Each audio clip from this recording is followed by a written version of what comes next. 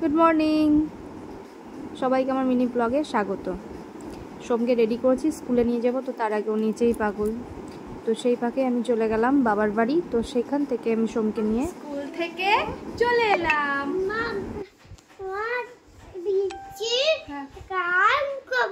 তাই বৃষ্টিতে স্নান করতে হয়, বুঝতে পেরেছ? বাই বলো। এটা কি বলো তো?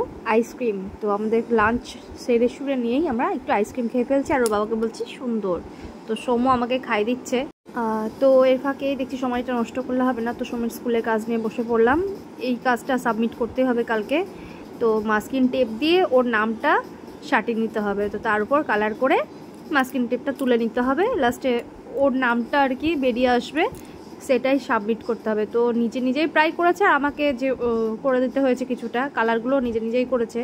দেখো কত সুন্দর, আমি ভাবতে পারিনি যে মানে জিনিসটা ধরে ধরে সুন্দর করে করবে। তো আমিও অবাক। তো চলো শেষটা দেখতে থাকো, আর কেমন হয়েছে ভিডিওটা আমাকে তোমরা সবাই কমেন্টে জানিও। ভিডিও ভালো লাগলে লাইক করো, কমেন্ট করো। আর আসছি আমি নেক্সট ব্লগে। চলো টাটা। কেমন হয়েছে বলো।